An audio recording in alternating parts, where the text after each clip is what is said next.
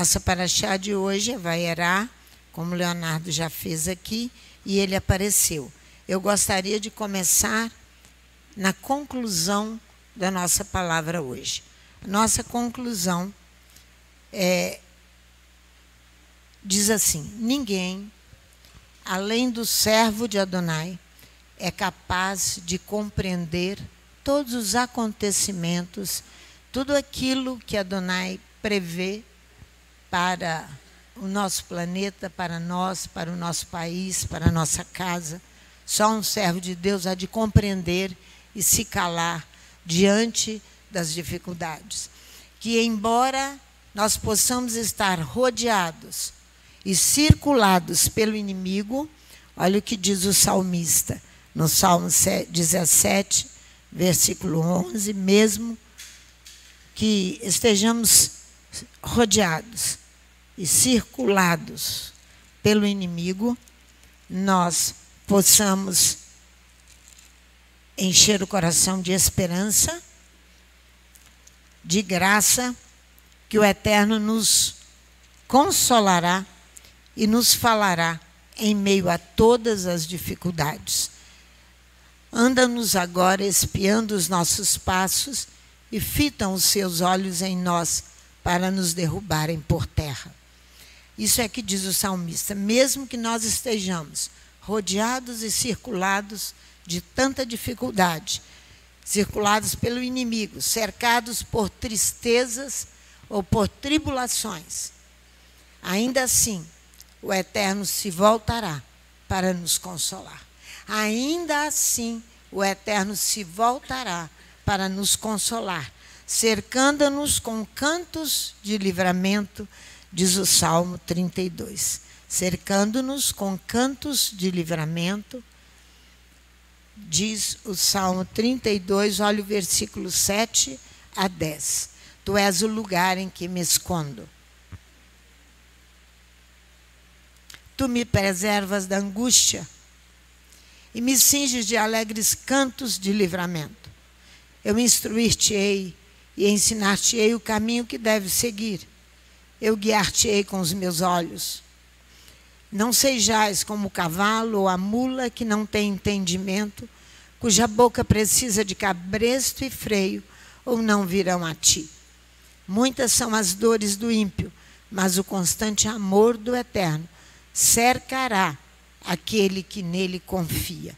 É nessa base de confiança que nós nos colocamos para podermos estudar a paraxá Vaierá, e ele apareceu. Por quê? Porque a Torá fala dos 3 grandes julgamentos, nós estamos falando de julgamentos, contidos no livro de Bereshit, no princípio Gênesis. O primeiro foi o dilúvio, do capítulo 6, no versículo 15. O segundo julgamento foi a Torre de Babel, Gênesis 11, versículo 6. Agora nós estamos diante do terceiro julgamento, que é Gênesis capítulo 19, as cidades de Sodoma e de Gomorra. Então você vai conferir comigo que aqui, o Gênesis capítulo 18, vai lá comigo, por favor. Você vai conferir comigo que aqui, a narrativa bíblica, ela passa do anúncio feito a Sara, que ela terá um filho, a destruição de uma cidade infratora. A destruição de uma cidade infratora. Então, esse é o terceiro julgamento no livro de Bereshit. Ele é marcado por esses 3 grandes julgamentos. Olha no versículo 17. Disse o Eterno: eu ocultarei a Abraão o que faço, capítulo 18 do Gênesis, versículo 17. Eu vou bem devagar para você poder me acompanhar e olhar na palavra. Eu ocultarei a Abraão o que faço. Abraão agora é escolhido por Hashem para ser o seu confidente, o confidente de Hashem. Olha aí, eu ocultarei alguma coisa que faço, ocultarei de Abraão o que faço. Olha o versículo 18. Visto que Abraão certamente virá a ser uma grande e poderosa nação. E nele serão benditas todas as famílias da terra, benditas todas as nações da terra, diz a palavra. Olha o 19. Sim, eu penetrei. Olha aqui, ó. Pois eu escolhi para que ordene os seus filhos e a sua casa, depois dele, que guardassem a estrada de Adonai, que guardem o caminho de Adonai, para que pratiquem a justificação e pratiquem o julgamento. Não é fácil esta palavra para nós, que pratique a justificação e pratique o julgamento, a fim de que Adonai faça cair sobre Abraão, sobre ele, o que lhe prometeu. Então, há uma condicional de praticar justificação e julgamento. A justificação é a justiça, provar inocência, justificar o procedimento de alguém ou de alguma coisa, fazer vir que uma coisa não é falsa, fazer vir que algo não é falso, não é infundado, mas é verdadeiro. Isso é justificar. Então, justificar a falta cometida está associado ao arrependimento de pecados e à restauração ao favor divino. Foi por isso que nós nos apresentamos para a congregação, dizendo que nós pecamos no período de 2 de novembro e 30 de novembro finalizou, porque dividimos a nação, nós pecamos. Nós. Então, por quê? Porque nós estamos aqui tentando justificar e buscar o arrependimento e não julgamento.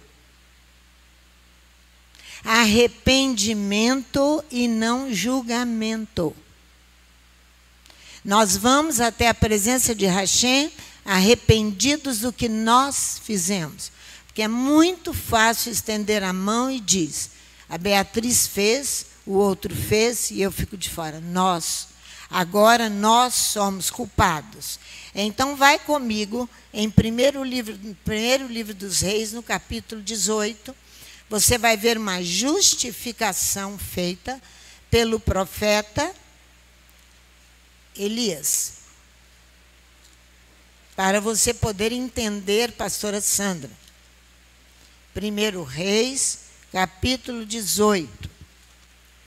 Você já sabe o que diz lá no capítulo 18. Elias reúne todos os profetas de Baal e de Aserá, que comiam à mesa de Jezabel, e vai levá-los até o Monte Carmelo e ali orar ao Eterno. Olha aqui. Olha o versículo 36. Mas ele vai justificar por meios jurídicos legais. O que a pastora Sandra está falando? De meios jurídicos legais, meios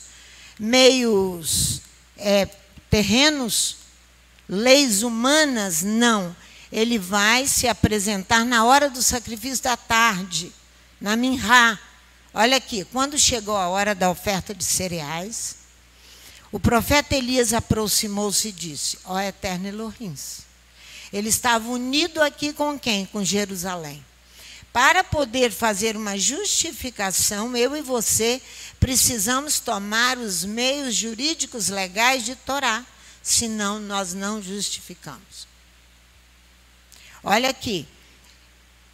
Ó Eterno Elohim de Abraão, de Isaque e de Israel, manifeste-se hoje que tu és Elohim em Israel e que eu sou teu servo e que segundo a tua palavra, a tua Torá, eu fiz todas estas coisas.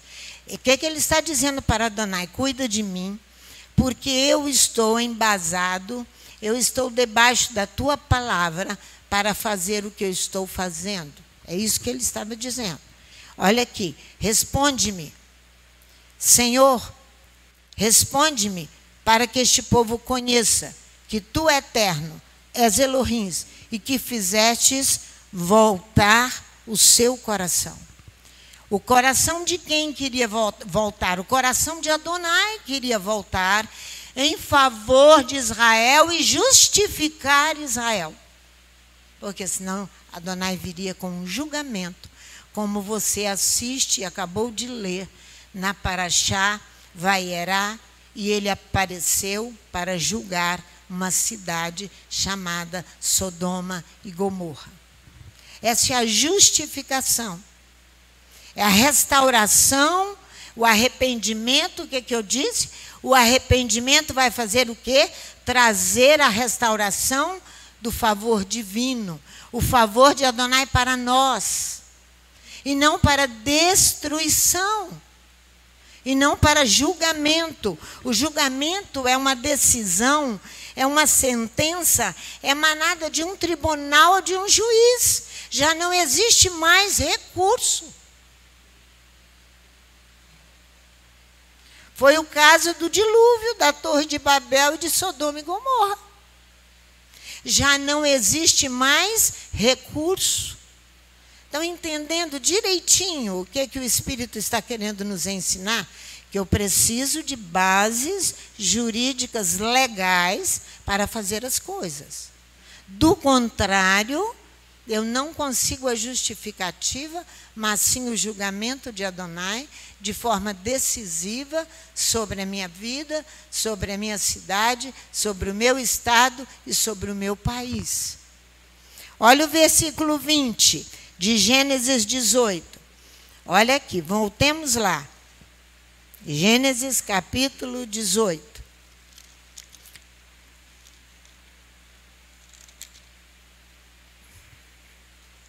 Versículo 20. Olha aí.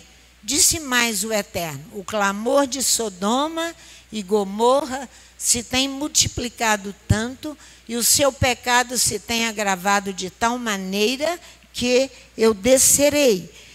Olha o 21. Eu descerei, portanto, e verei se fizeram como o clamor que chegou até mim, o aniquilamento. O clamor aqui é o aniquilamento que chegou até Adonai. Então, caso contrário, eu saberei. O aniquilamento é a destruição completa. É o abatimento e prostração, o esgotamento que vai nos reduzir a nada. Que vai nos reduzir a nada. É isso aqui que ele fala agora. Então eu descerei e verei se de fato o que tem praticado corresponde a esse clamor que é vindo de mim. Senão, sabê-lo-ei. Dali os homens fazem frente rumo a Sodoma. Que homens fazem frente junto a Sodoma? Abraham, mantendo-se ainda diante de Hashem, ele vai agora tentar. Vai tentar agora, Abraão. Ele vai tentar o quê? Ele vai tentar revirar a situação, fazer uma reviravolta nos acontecimentos. Ele vai tentar. Os homens seguem, os dois homens, para Sodoma, ele fica só com Adonai. Ele vai tentar reverter a situação. Não consegue mais. O tempo passou. O clamor chegou até o Supremo Tribunal dos Céus. Adonai ouviu e vai aniquilar. E vai achatar. E vai destruir completamente. Então, olha só o versículo 23. Então Abraão aproximou-se dele e disse: destruirás também o justo com o ímpio? Olha só. A corrupção da cidade é em si um aniquilamento, uma destruição física. Eu imagino o coração de Abraão, um homem de Deus, que se preocupava com as pessoas e com a cidade, como ele estava nesse momento, sabendo de um julgamento iminente, e ele precisava se levantar. Abraão, mantendo-se ainda diante de Adonai, você vai notar que a atitude de Abraão, ele se ergue, face a Hashem, para obter uma reviravolta no acontecimento. Abraão não fala em nome do perdão, mas Abraão vai falar em nome da justiça.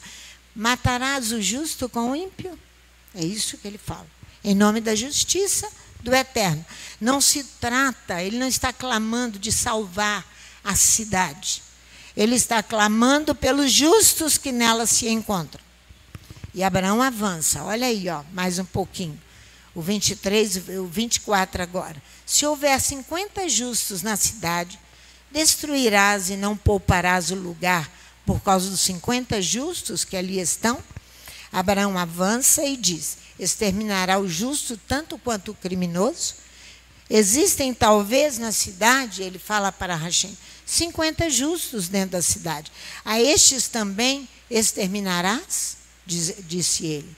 Não suportarás o lugar por causa dos 50 justos que residem em teu seio?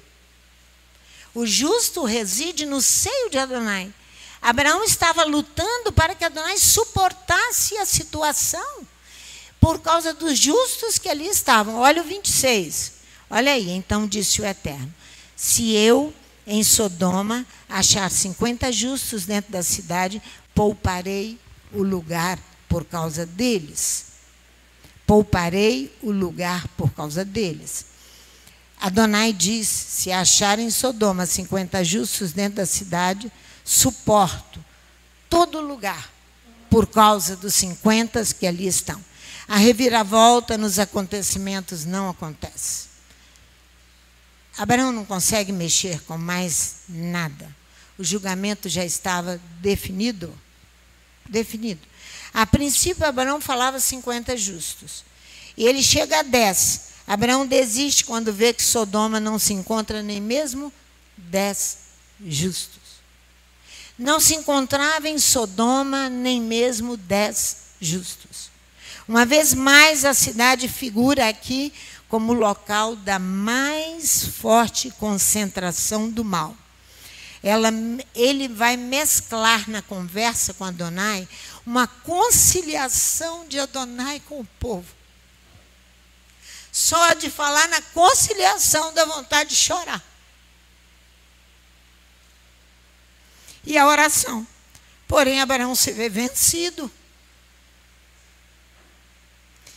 Ele abandona a sua posição e ele retorna para a sua casa. Olha aqui, ó.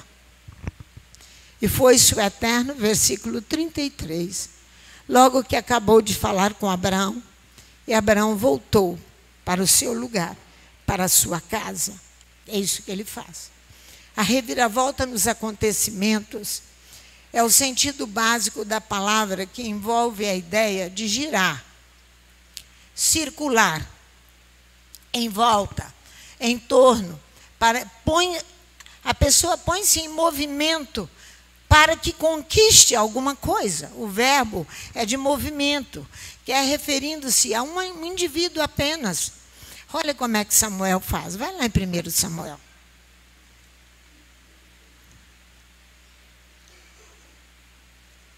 Primeiro Samuel, capítulo 7. O movimento de Samuel circular, trazendo uma reviravolta nos acontecimentos. O movimento de Samuel era entre Betel, Gilgal, Ramá. Olha aqui para você ver. É isso que a Bíblia diz. 1 Samuel 7, versículo 15. Samuel julgou Israel todos os dias da sua vida. Ele julgou Israel todos os dias da sua vida. A justificativa e o julgamento. De ano em ano, ele rodeava por Betel. Ele circulava em Betel, Gilgal e Mispa e julgava Israel em todos esses lugares. Porém, voltava a Ramá, porque a sua casa estava ali onde julgava Israel. E ele edificou um altar ao Eterno. Então, a manutenção da reviravolta nos acontecimentos se dá no altar. Vou repetir. A reviravolta nos acontecimentos é circular e girar em volta de Adonai para ver se você conquista uma justificação ou se será um julgamento definitivo, se dá em volta do altar. Olha aí, se dá em volta do altar. O movimento de Samuel era circular, para poder julgar. Olha o versículo agora, que você vê que a manutenção da reviravolta se dá a partir do altar. Olha aqui, ó, e edificou ali um altar ao Eterno. Os filhos de Eli dividiram com Israel. Os filhos de Eli dividiram com Israel. Separaram-se de Israel. Se você voltar às páginas da sua Bíblia aqui, você verá em 1 Samuel, no capítulo 2, o que fizeram os filhos de Eli. Separaram-se de Israel pelo pecado, produzindo discórdia e dissensão no meio do povo. Discórdia e dissensão. Nós estamos falando do povo de Deus. O Eterno julga a casa de Eli e os filisteus levam a arca. Imagina, aqui entra o inimigo, leva as 2 torás e nós ficamos sem. Imagina tudo isso aí na sua cabeça, como você quiser. Nosso meio jurídico legal para fazermos as questões espirituais. Foi isso que aconteceu. Se você olhar no capítulo 3, ele chama Samuel, no 4, os filisteus vão matar os filhos de Eli, vão morrer, Ofni e Finéias, e a arca vai ser levada. Adonai vai intervir para ajudar Israel por causa das orações do profeta, que ele estava circulando, rodeando em volta do altar. Adonai vai intervir produzindo enfermidades nos filisteus. Eles começaram a ter tumores. Então eles entenderam aqui, ó, no capítulo 6, que a arca ficou lá por 7 meses. Mas aquilo, 7 meses, um número profético. Eles vão devolver a arca. Eles colocam a arca dentro dos carros de bois e lá, segundo os deuses deles, eles vão arranjar animais novos que tenham toda a força, que vão chegar, que vão levar a arca até os hebreus. E é isso que acontece. Os bois vão conduzindo a arca. Os animais vão conduzindo a arca para chegar a Israel. A arca, então, é devolvida. Agora veja o capítulo 7. Assim vieram os homens de Quiriate Jearim e tomaram a arca do Eterno. Levaram-na à casa de Abinadab, no outeiro, e consagraram a Eleazar, seu filho, para que guardassem a arca do Eterno. A arca ficou em Quiriate Jearim bastante tempo, isto é, mais ou menos 20 anos. E toda a casa de Israel suspirava pelo Eterno.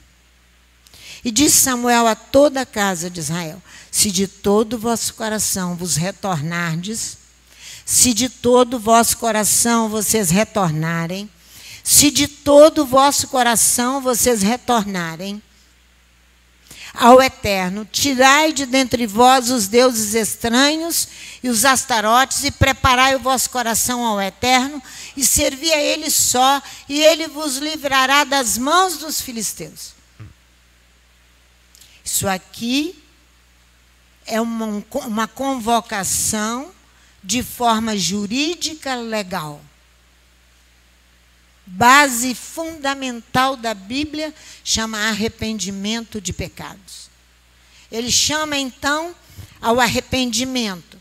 Então, os filhos de Israel tiraram dentre si aos Baalins e as Astarotes e serviram só ao Eterno. Disse mais Samuel: congregai a todo Israel em Mispa. Quando os filisteus veem Israel unido outra vez, preparam um ataque a Israel.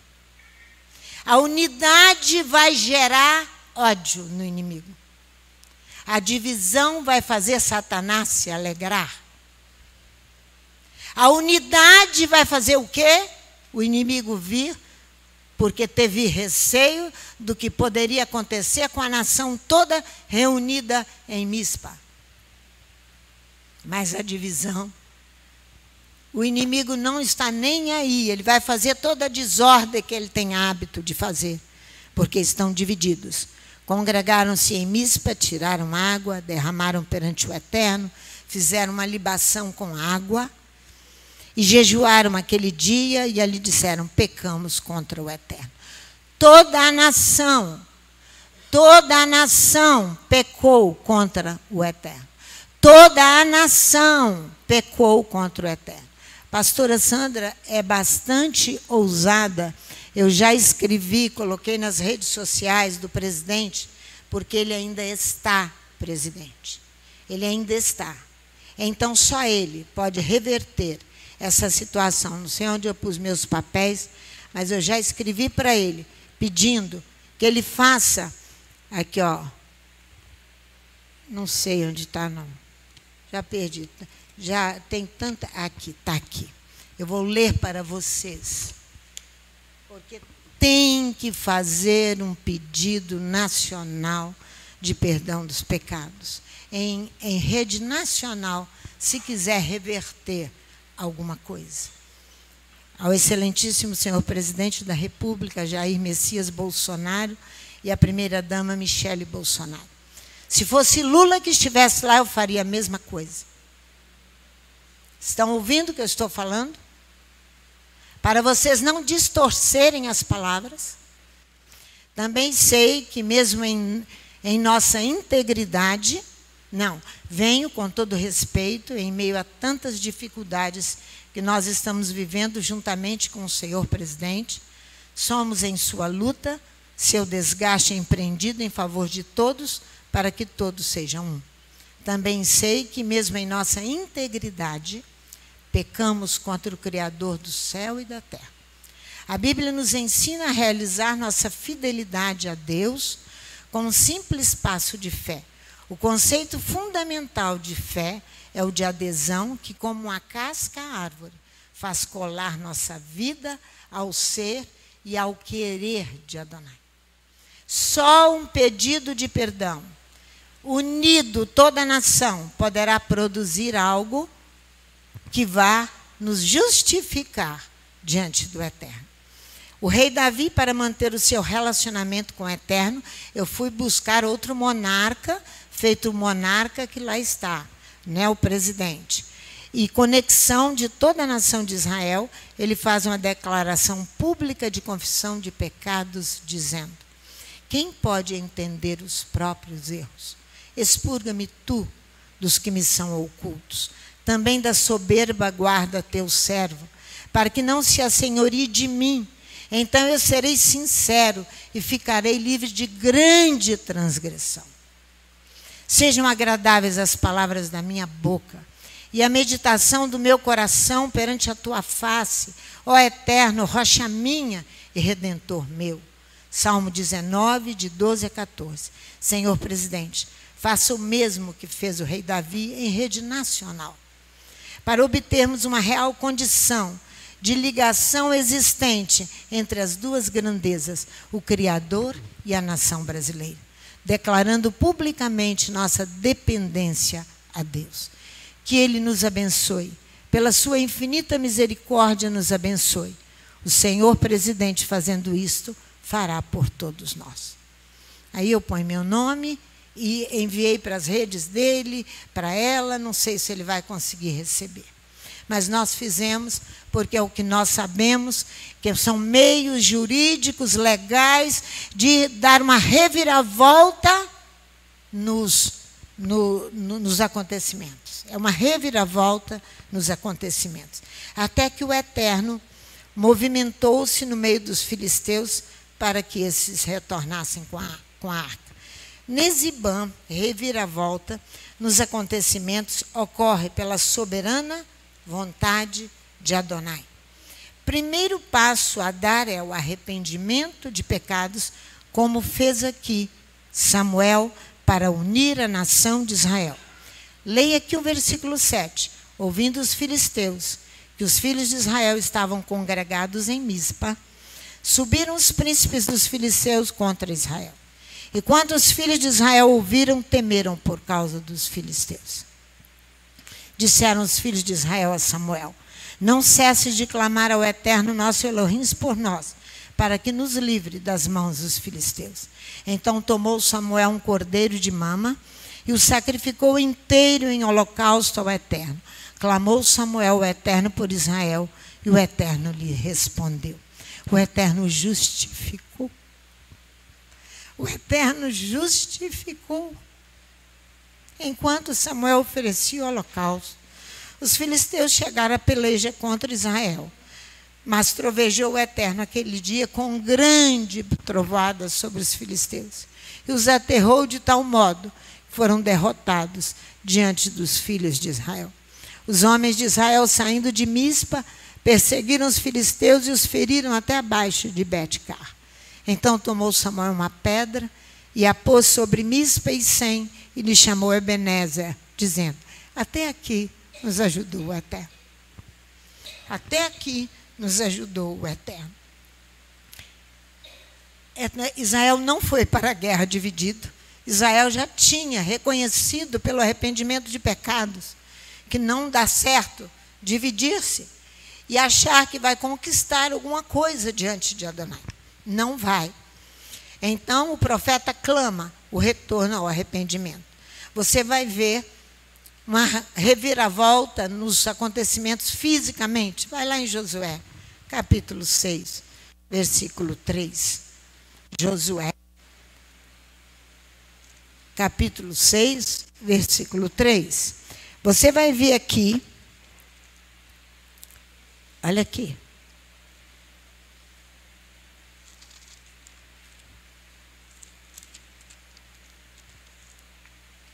Nós temos que pensar num todo. Não é pensar em mim individualmente, não. Nós temos que pensar num todo. Tem todo um povo atrás. Olha aqui, como a reviravolta nos acontecimentos se dá, circulando, movimentando-se em volta de um povo, com ferramentas jurídicas legais. Com ferramentas jurídicas legais. São ferramentas dos juízes e dos tribunais humanos? Não. Torá. Não, Torá. Veja aqui para você ver. Olha aqui o versículo 3. Não, começa do 1. Ora, Jericó estava rigorosamente cerrada por causa dos filhos de Israel. Ninguém saía nem entrava.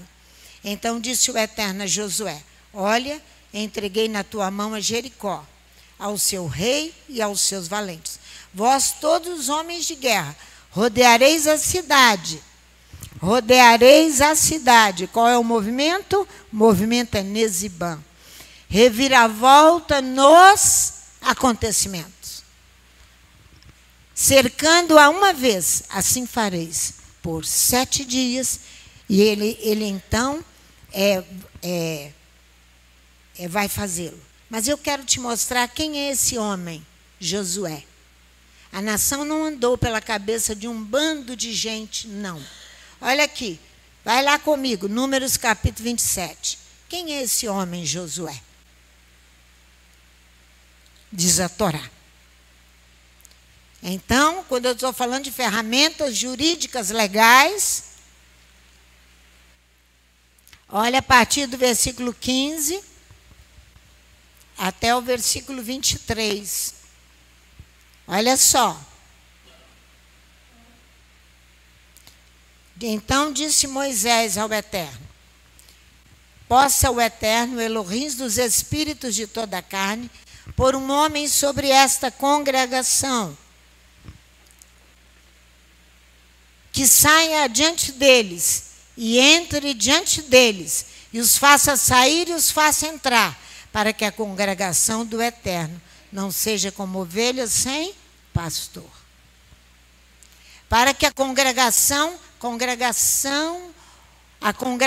nacional ouviu vozes, e vozes, e vozes, e vozes, interesseiros, preocupados com seus próprios problemas e que foram mais um tropeço do que qualquer outra coisa na obra de Adonai.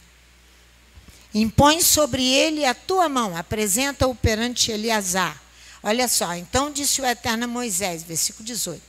Toma Josué, filho de Num, homem em que há o Espírito, e põe a tua mão sobre ele. Impõe sobre ele a tua mão. Aquele que tem o sopro, que andava ao lado de Moisés, aprendendo com Moisés. Ele é um instrumento jurídico legal, separado para fazer Israel entrar à terra prometida. Foi assim que se deu. Foi assim que se deram os acontecimentos. Então, os instrumentos foram todos ilegais. Eles te põem sobre ele da tua autoridade. Versículo, 19. Apresenta-o perante Eleazar, o sacerdote, e perante toda a congregação, e dá-lhe mandamento aos olhos deles. Olha só em outra tradução. Olha aqui que eu vou ler para vocês. Faze-o apresentar-se, fales a Eleazar, o ministrante, faces a toda a comunidade e ordena-o sobre seus olhos. E ordena-o sobre os seus olhos. E ordena-o sobre os seus olhos. Dispõe para Josué a Torá dos olhos. Disponha, vocês fiquem acordados, hein? Disponha para Josué a Torá dos olhos. Nesibã é uma reviravolta nos acontecimentos, caracteriza-se o direcionamento da mente do homem. Vou repetir. Uma reviravolta nos acontecimentos vai caracterizar-se o direcionamento da mente do homem. A mente do homem tem que voltar-se para o seu cérebro, aprender Torá e direcionar o povo com Torá. A Torá dos olhos. Vamos ver onde ela está?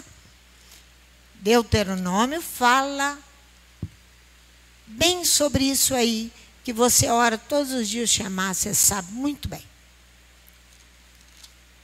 Capítulo 11, versículo 18. Essa aqui e Números, capítulo 15. Nós vamos voltar lá daqui a pouco. A Torá dos olhos se encontra aqui, versículo 18. Gravai estas minhas palavras no vosso coração e no vosso ser. Atai-as por sinal nas vossas mãos e a pondes como diadema entre os vossos olhos. Torá dos olhos. Vou ler aqui, coloca estas palavras. Aquelas que você já conhece no vosso coração e em vosso ser. Atai-as como sinal em vossa mão. Elas estarão como diadema entre vossos olhos. Para direcionar a vossa mente aquilo que é falso ou que é verdadeiro. Para direcionar a vossa mente naquilo que é falso ou verdadeiro. Diadema é uma ornamentação aqui sobre a cabeça. Circular, que rodeia a cabeça. Circular. Por isso que é a Torá dos olhos. De ouro e de pedras preciosas, rodeando a vossa cabeça. A Torá prevê uma proteção para os olhos. É a palavra sagrada de Adonai como diadema sobre a vossa cabeça, para fazer manutenção, para fazer uma reviravolta nos acontecimentos. Ela vai caracterizar-se pelo direcionamento da mente à Torá de Adonai. Então, você vê que isso vai fazer o quê? Rodear a sua cabeça. Vai fazer um círculo sobre a sua cabeça e a minha. Assim podemos compreender que Nesibã Reviravolta nos acontecimentos se dá primeiro aonde? Dentro de cada um de nós, direcionando a nossa mente à palavra de Adonai. Não é fazendo do jeito que a nossa mente acha que deve ser feito.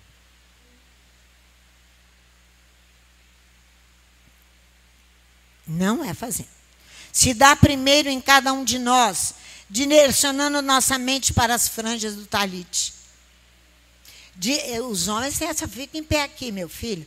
Direcionando a mente para essas franjas que estão penduradas aqui, ó. Ó. É isso aqui, ó. Para que os vossos olhos não andem após a prostituição. É isso aí. Números 15, 37. Vamos lá. A 41. Números 15, 37 a 41. Mas nós vamos ler só o 39, que vocês conhecem isso aqui de cor, porque nós oramos todos os dias. Não é? É para vós como uma franja. Está ali, eu te mostrei. É para vós como uma franja. Ali vós havereis e memorizareis todas as ordens. De quem? De quem são as ordens? De Adonai, e a fareis. Não prospectareis por trás do vosso coração, e por trás de vossos olhos, por trás dos quais frequentais prostíbulos, prostituição, por trás dos quais frequentais prostíbulos. É isso que diz a palavra. Não prospectar é não fazer pesquisa, sondagem para descobrir se o investimento que você vai fazer é lucrativo. Primeiro você pensa, segundo o lucro que você quer aqui no bolso, ó. Segundo a aparência que você quer viver. Aí você vai fazer a prospecção se você vai entrar no negócio ou não. Adonai diz, não prospectareis por trás do vosso coração e por trás dos vossos olhos. Por trás dos vossos olhos, por trás dos quais frequentais prostíbulos. Então, uma sondagem de opinião foi o maior investimento realizado pelos órgãos de pesquisa nas eleições. Foi o maior investimento realizado pelos órgãos de pesquisas nas eleições, fazendo a sondagem. Não foi assim? Mas você faz igual ou pior que aquilo. Você só entra no negócio se primeiro você vai ver o quanto você vai ter de lucro. Você sabe que Ló fez a prospecção. Você sabe que Ló fez com seus olhos a prospecção. Abraão disse o que para Ló no capítulo 13 do livro do Gênesis? O que Abraão disse para Ló no capítulo 13 do livro do Gênesis? Se você for para um lado, eu vou para o outro. Se você for para esse lado, eu vou para o outro. Ló então foi fazer uma prospecção de Sodoma e Gomorra. Vamos lá no texto. É melhor eu ir ao texto da Torá. Porque o texto diz tudo.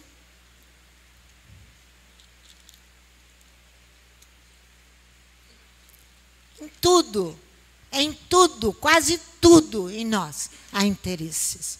Por isso que Davi ora, dá-me um coração voluntário. Se não for interesse por mulher, se não for interesse por dinheiro, é interesse de uma vida, sei lá, tudo interesse. Olha aqui, disse Abraão a Ló, versículo 8 do capítulo 13. Mas olha o 7, houve contenda, houve divisão entre os pastores de Ló e os pastores de Abraão.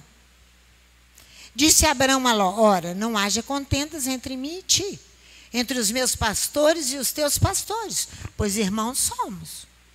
Não está toda a terra diante de ti? Rogo-te que te apartes de mim. Se escolheres a esquerda, eu irei para a direita. Se a direita escolheres, eu irei para a esquerda. Levantou Ló o quê? Os olhos. E viu toda a campina do Jordão, que era toda bem regada, e que era como o jardim do Eterno, como a terra do Egito, na direção de Soar.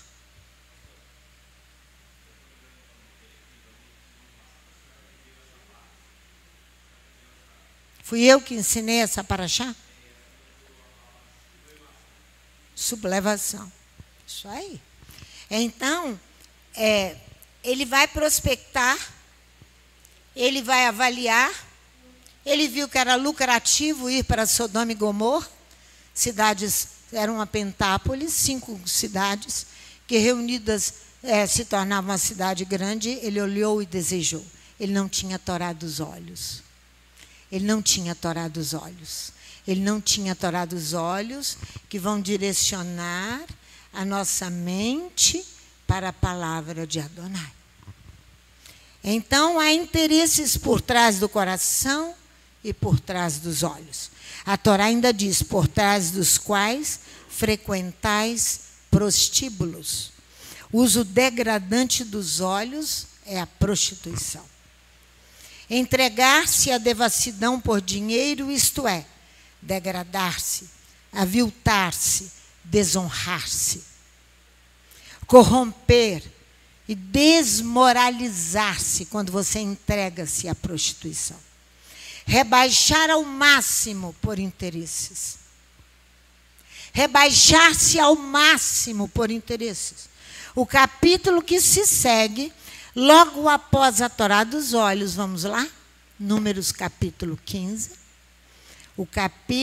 Os 2 capítulos que se seguem, volta que eu só vou te mostrar na Bíblia, para você ver que é uma sequência. Logo após a Torá dos olhos, que você leu aqui em Números capítulo 15, encerrando o capítulo 15 sobre o talite. É a revolta do deserto, no deserto. Capítulo 16 e capítulo 17 é toda a revolta do deserto praticada por Coré, encabeçada por Coré, por Datã e Abirão. O egoísmo dos agitadores e a inveja dos pretendentes de poder, a inveja dos pretendentes de poder. Pretender ao poder é aquele ou aquela que toma outros e se fazem seguir por eles. Isso é pretender o poder. O espírito de rebelião é contagioso. O espírito de rebelião é contagioso. E passa de um a outro. Ele é encantador. Ele atrai como uma víbora. Ele agrada extremamente, de modo inesperado, aquele que está zonzo pelo encantamento. Ele exerce influência mágica. Isso é uma enfermidade gravíssima nos olhos. Eu quero te mostrar. Tatiane vai pôr para mim. Que enfermidade gravíssima é essa? É o quiasma óptico. Diz o sopro sagrado. O quiasma óptico é uma estrutura em formato de X, formada pelo encontro de 2 nervos ópticos, a qual conecta os olhos ao cérebro, ou seja, a visão ao pensamento. Por isso que tem que direcionar a mente. A reviravolta nos acontecimentos só se dá com a mente completamente. Olha lá. Está vendo? Olha aí. Levi buscou essas imagens para mostrar para vocês. Ele vai conectar com o cérebro. Nós não temos desculpa, a não ser que nós tenhamos uma doença de visão. Obrigada, Tati. A não ser que nós tenhamos... Isso é o quiasma óptico.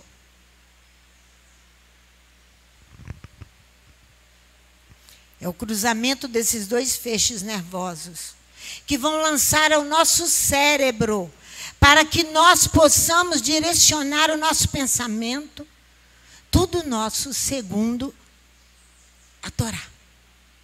Mas não foi assim que nada aconteceu. Não foi assim. Não foi assim. Não foi assim. As 6 coisas que o Eterno odeia. As 6 coisas que Adonai odeia. Vou repetir. As 6 coisas que Adonai odeia. Olhos altivos. Provérbios, capítulo 6, versículo 16 e 17. Ele odeia os olhos altivos. A pessoa é egoísta. Quem tem olhos altivos é egoísta, é invejosa e é orgulhosa. Ela tem uma sobranceria, qualidade ou ação daquele que é orgulhoso e altivo. Às vezes a sobrancelha levanta, mas é uma braçaria. É interessante que o homem fica sobranceiro a. Ele fica a. Ele quer ser a. Numa posição elevada, ou ser mais alto que alguém. Isso são olhos altivos. Ele deseja isto. Seus amigos são só amigos grandes, que têm dinheiro, que têm posição, porque ele deseja também aquilo ali. Não é verdade? Deseja ser mais alto que alguém. Tudo isso vem do verbo sobrar. Tudo isso sobra demais. Ser demais. Ser mais do que suficiente. Ele quer muito mais para ele. É ele que fabrica isso. Deus não o criou com esses olhos altivos. Enfrenta tudo e todos. Sobre é uma preposição que aquele ou aquela que quer ficar acima dos outros é cantado por Davi, pelo 10º poema das subidas. E eu quero cantar com vocês. Mas esse poema das subidas é um antídoto. É um antídoto, é um contraveneno. É um medicamento capaz de evitar e neutralizar a ação de uma substância nociva, como a altivez. Eu quero que você cante comigo. Põe para mim, Tati, Salmo 131. Isso aqui, você aprenda a cantar e cante para que quando você e eu tentar nos levantar, você lembra. Você lembra, é um remédio contra um mal moral. São olhos altivos, é um mal moral. Nós vamos cantá-lo. Vamos lá. Olha lá, 3 versículozinhos apenas. Eterno, meu coração.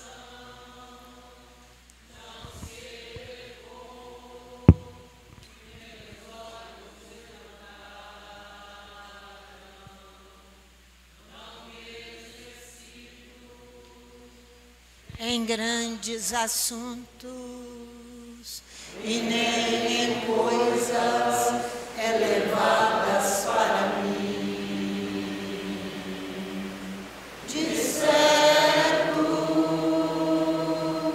eu fiz calar e sossegar a minha alma.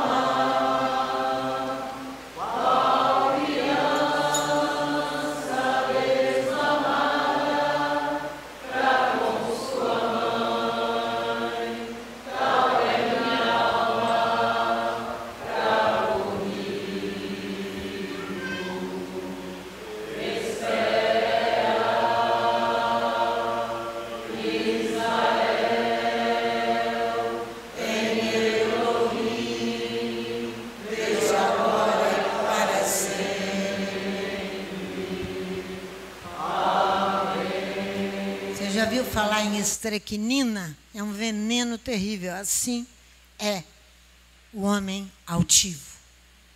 Ele precisa vir com um contraveneno desse aí, ó, palavra, dabar na mente, no coração, para neutralizar a altivez e a arrogância. Então, por quê?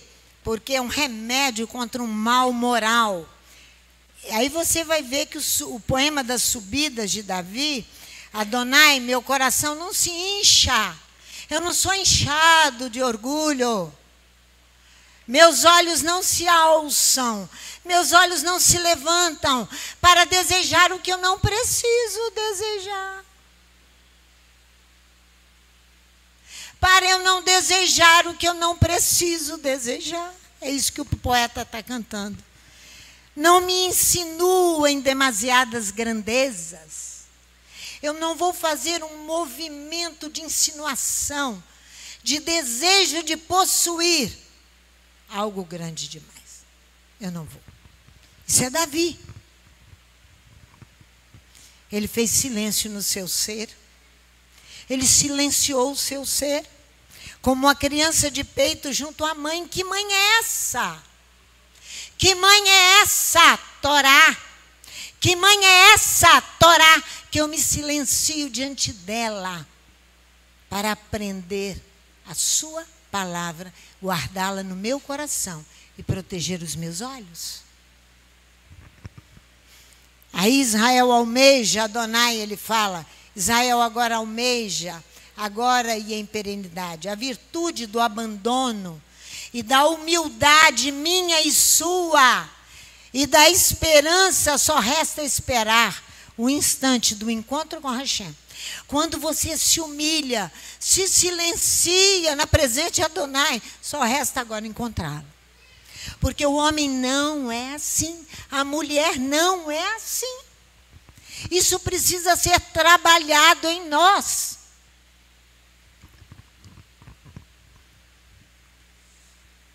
Meu ser, quando eu me silencio, me humilho, porque meu ser atingiu a plenitude, que eu posso me dirigir a Israel e pedir-lhe para buscar também a plenitude de Adonai. Eu não posso me dirigir a Israel de qualquer jeito. Eles são meus pais. Primeiro eu tenho que adquirir a humildade e a esperança e a prostração em esperar por Adonai. O homem que ficou sobranceiro é altivo no andar, no falar, porque ele buscou ser. Ele tornou ilustre, importante, por causa dos altos cargos que ocupa, porém ele é intolerante. Ele ocupa grandes cargos.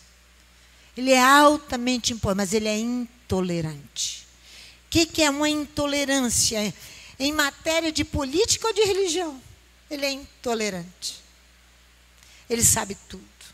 Ele conhece tudo. Ele compreende tudo. Possui atitude odiosa, agressiva, a respeito daqueles cuja opinião divergem com ele. Mas, ao mesmo tempo, ele é remoto, afastado do tempo, diz o Eterno. Remoto é um adjetivo que fica longínquo das realidades atuais, pela forma de agir, pela forma de falar com seu semelhante. O sopro sagrado é demais, irmãos. Se nós andarmos, deixarmos de andar de pé e andarmos cabeça bem baixa, estamos fazendo muito pouco. Nós estamos dentro da cozinha. Falar nisso, vocês estão comendo ralotes, feito pelos nossos internos que estão conosco lá. Os dois estão aqui. Está o Eleilton, onde está? Edson está ali atrás. É eles que fazem agora as ralotes de vocês, que vocês estão comendo. Fiquem em pé, todos dois. Eleilton fica de pé. Ai, gente, já chegou o vinho. Espera aí, eu estou acabando. Ah lá, o Edson está lá atrás, Eleilton está ali. Ó.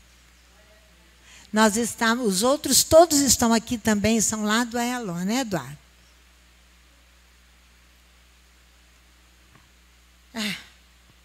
Nós estávamos na cozinha, conversando, os meninos estavam tomando café. O Eterno fala para mim uma palavra totalmente, até, eu já escrevi não sei quantas vezes para eu memorizar. É Ananindeua.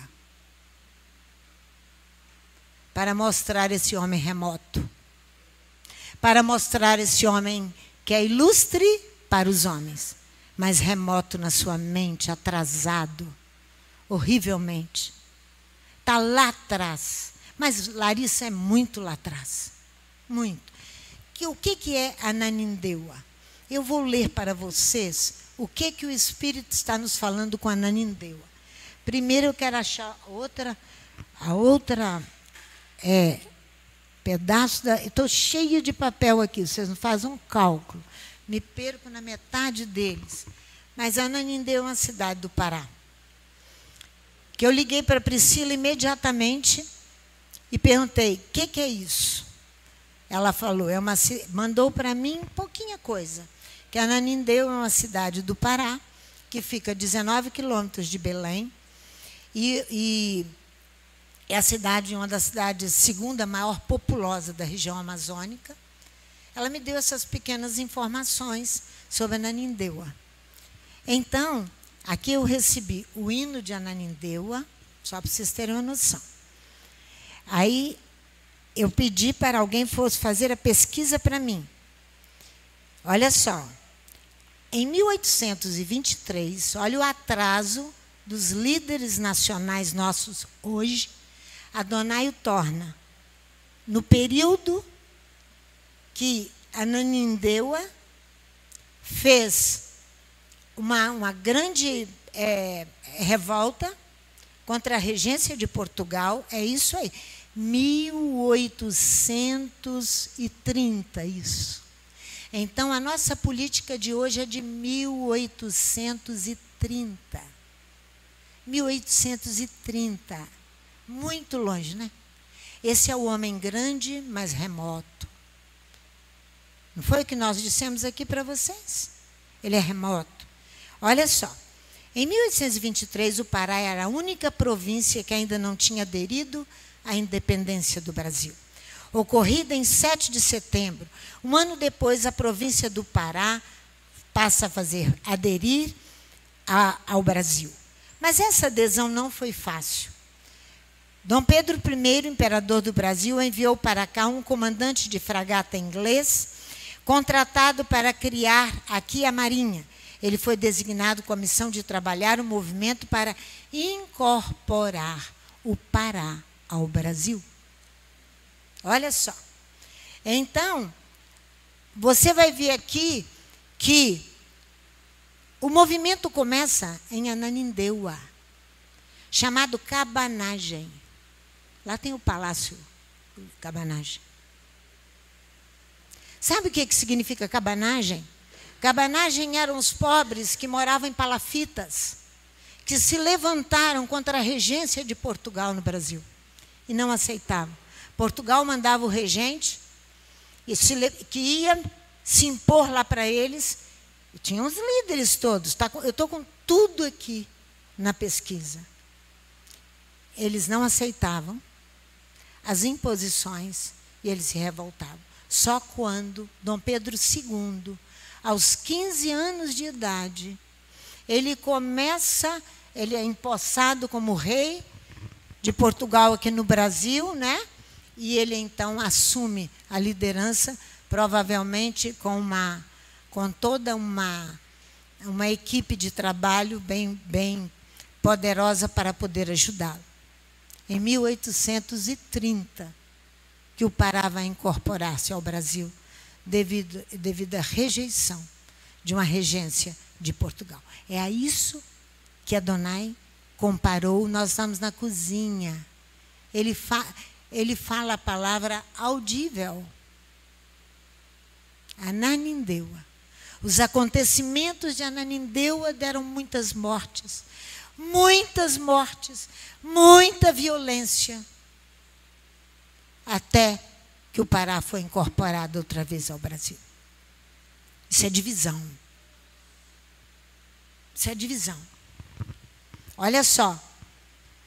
Em tantas outras obras do Palácio de Cabanagem, tem uma que encanta os olhos, localizada no hall da entrada principal da sede do Poder Legislativo Estadual.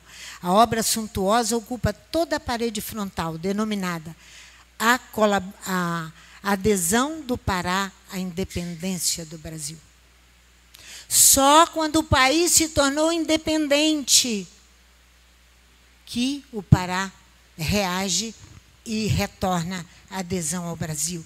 Ela foi pintada em 1971 por Anita Panzuti, com a colaboração de Bete Santos. A magnífica obra revela um momento histórico, A presença, aí vem falando do bispo e de todas essas pessoas importantes aqui. Depois, se você quiser olhar, os paraenses que estão aqui na minha frente, se eles quiserem ler, que eles devem conhecer toda a história do Pará, eu só quero dizer para vocês que a política do Brasil, agora nesses dias, é tão remota, tão remota, tão remota, tão remota, que remonta de 1830, Brasil, ainda sobre a regência de Portugal.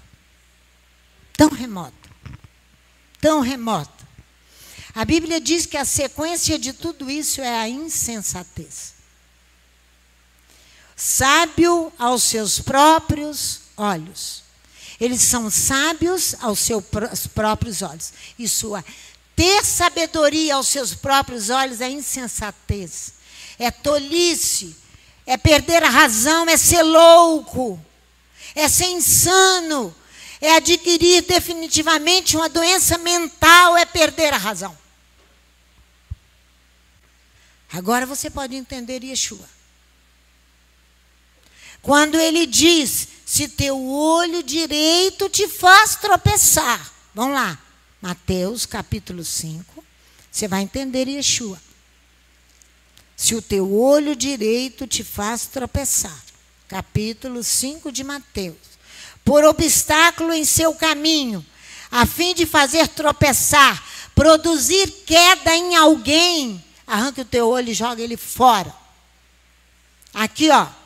Mas olha antes no versículo 27. Mateus 5, versículo 27. No grego é escândalo, que deve estar escrito na sua Bíblia é escândalo. Escândalo é muito pouco, é muito leve. Escândalo é chocar, espantar, é revoltar, é ofender alguém. No hebreu não, é fazer tropeçar, é tirar alguém do caminho. Por isso que Yeshua diz, ouviste que foi dito aos antigos, não cometerás adultério, prostituição, não se desligue da Torá, não arranje outro Deus para você, mantenha-se com Adonai e a sua Torá.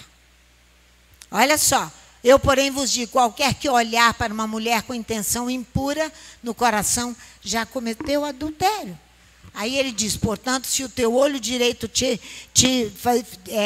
fizer tropeçar, arranca-o, atira-o para longe de ti. É melhor que se perca um dos teus membros do que seja todo o seu corpo lançado no inferno.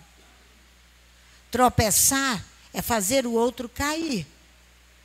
No pensamento hebreu de Yeshua, mais vale salvar a integridade espiritual, mesmo que seja o preço da sua integridade física. Salve a integridade espiritual. Yeshua vai prosseguir, olha no capítulo 6. Seu pensamento é ensinando que o coração é para a vida espiritual e o olho é não somente para a vida do corpo, mas para todo o teu ser inteiro. Por isso que tem a Torá do olho. O olho é para o teu ser inteiro. O coração é para a vida espiritual. Olha o versículo 22 e 23 do capítulo 6. Yeshua vai falar. Agora você pode entender Yeshua direitinho aí. Olha aí. A lâmpada do corpo são o quê? Os olhos. Se o teu olho está intacto, olha aí. Se eles forem bons, todo o teu corpo terá luz. Mas, se o teu olho é criminoso, todo o teu corpo está em trevas.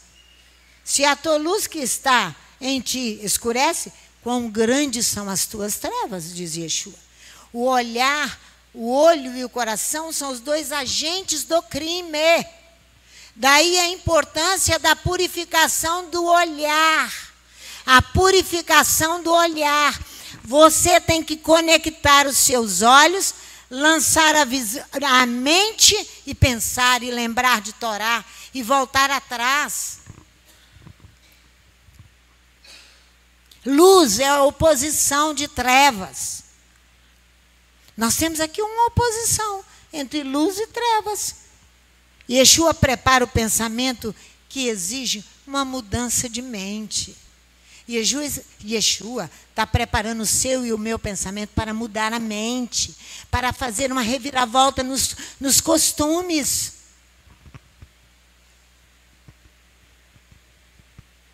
Ele prepara a minha e a sua mente. Vai lá comigo, Mateus 18.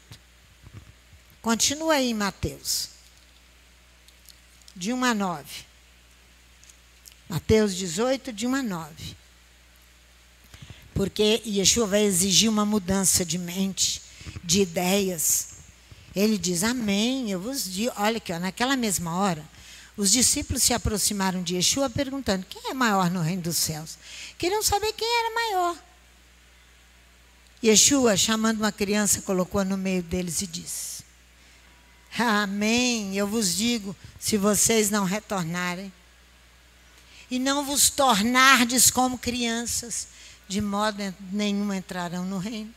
Se vocês não retornarem para uma mudança de mente, não retornar a Adonai, o retorno é sobre si. É aqui, é ficar face a face com você mesmo. Primeiro, a pergunta feita em Mateus 18, 1, quem é o maior, é reveladora. Os discípulos precisam parar de idolatrar-se. Precisam parar de prostituir-se. Idolatria é prostituição. A avareza é igual a idolatria. É prostituição. É prostituição com o seu próprio ego. Para liberar o olhar. Você tem que liberar um olhar de criança, segundo Yeshua. Está escrito aqui, ó. Você tem que liberar um olhar segundo criança. Porque senão você vai fazer o outro tropeçar. Na Bíblia encontra-se não só uma mudança de mente, mas uma mudança de condições, uma mudança de circunstâncias. Você vai ver que eu vou voltar lá na Paraxá. Para você ver essa mudança. Estou falando de uma mudança ali de mente, mas a Bíblia fala não só a mudança de mente, mas uma mudança de condição, de circunstâncias. Vão lá comigo. 2 Samuel, estou terminando, hein? Depois eu vou lá na Torá, que eu já concluí com vocês. Não foi? Estou lembrando só vocês. 2 Reis, 2 Samuel, capítulo 3. Davi precisava unir o reino de Israel que Saul dividiu. 2 Samuel, capítulo 3, versículo 10 a 11. 2 Samuel. Olha aqui, o reino está dividido. Uma divisão que fez Saul, capítulo 3. Olha aqui o versículo 10. Transferindo o reino da casa de Saul e estabelecendo o trono de Davi sobre Israel e sobre Judá, desde Dan até Berseba, nenhuma palavra pôde Isbosete responder a Abner, porque o temia. Então ordenou Abner, da sua parte, mensageiros a Davi, dizendo, ele vai mudar não só de mente, mas é uma mudança de condição. Olha aqui, de quem é a terra? Faze comigo a tua aliança, e a minha mão será contigo, para te fazer tornar a ti todo Israel. Olha o versículo 19. Falou também Abner o mesmo aos ouvidos de Benjamim. E Abner era o líder do exército de Saul. Então ele vai falar a Benjamim, que era a tribo mais importante. E foi também Abner dizer aos ouvidos de Davi, que em Hebrom, tudo que Israel e a casa de Benjamim desejavam fazer. Veio Abner ter com Davi a Hebrom, e 20 homens com ele. Davi ofereceu um banquete a Abner e aos homens que com ele estavam. Então disse Abner a Davi, eu me levantarei e irei ajuntar ao rei. Uma mudança de quê? De condição. Meu senhor e todo Israel, para fazerem aliança contigo, e tu reinarás sobre tudo o que desejar a tua alma. Assim despediu Davi a Abner, e ele se foi em paz. uma mudança de nome da pessoa. Significa não só mudança de mente.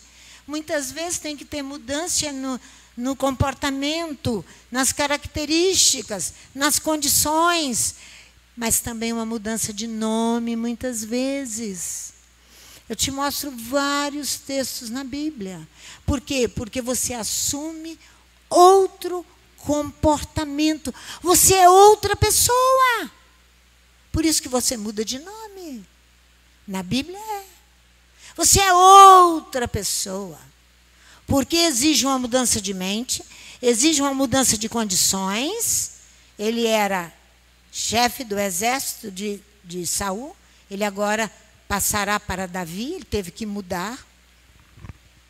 E agora a mudança de nome da pessoa. A mudança mais interessante que eu achei, olha aqui o que Jeremias fala no capítulo 20.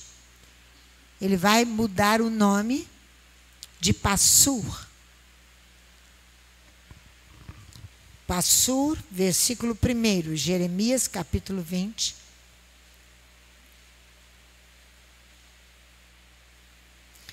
E eu vou encerrar com vocês na Torá uma mudança de lugar. Nome do lugar. Nome do lugar. Mudança de mente, mudança de condições, mudança de nome. Tudo isso tem a ver com a transformação total que nós passamos. Uma mudança, muitas vezes, do nome da cidade. Olha aqui, Passur, filho de Ímero, sacerdote, que era presidente da casa de Adonai, ouviu Jeremias profetizar estas coisas. Feriu Passur ao profeta Jeremias, o meteu no cepo que está na porta superior de Benjamim, a qual está na casa do Eterno. No dia seguinte, quando Passur o tirou do cepo, disse-lhe Jeremias: o Senhor não chama o teu nome Passur, mas Magor Missabib. Pois assim diz o Senhor: farei de ti um terror para ti mesmo. Mudança de nome para o mal. Para o mal. Isso era o que estava no coração dele e nos olhos dele. Jeremias não temeu. Para todos os teus amigos você será um terror. Estes cairão a espada de seus inimigos, e os teus olhos o verão. E os teus olhos o verão, esses olhos que não se submeteu à Torá. Os teus olhos o verão o que vai acontecer com você. Volta lá na Torá agora comigo. A mudança não só da mente, não só das condições físicas, das circunstâncias, mas a mudança do nome e a mudança do nome da cidade. Capítulo 19 do livro do Gênesis. Vocês sabem como é que fez Ló. Ele olhou a campina, você leu no capítulo 13 do Gênesis, no versículo 8 ou 9 ali, você leu comigo. Que ele olhou e viu que parecia a terra um jardim do Éden, de tão maravilhoso que era, de tão grande, de tão bonita, de tudo tão. Os olhos que o viram, né? Agora, vocês sabem que ficou só um anjo para tirar Ló de lá. Um anjo foi destruir a cidade. Um anjo foi falar com Sara. São 3 mensageiros. Um foi falar com Sara e se foi. O outro para destruir Sodoma e Gomorra. O outro para tirar Ló de Sodoma e Gomorra, por causa de uma desobediência da Torá dos olhos. Uma desobediência à Torá dos olhos. Olha aqui. Agora vai mudar o nome da cidade. Olha o versículo 20. Não, 19 ele vai conversar com o mensageiro, que ele já tinha feito várias coisas aqui atrás, que nós estamos encerrando, você lê depois. Olha como ele vai falar com o mensageiro que estava encarregado de retirá-lo, ou justificá-lo, ou julgá-lo ali. Ser soterrado junto com enxofre e com tudo que viria do céu. Olha só, o teu servo achou graça aos teus olhos, engrandecestes a tua misericórdia que a mim fizestes, salvando-me a vida. Ele fala com o mensageiro de Adonai. Mas não posso escapar-me para os montes, pois receio que o mal me apanha e eu morra. Versículo 19 do capítulo 19 do livro do Gênesis.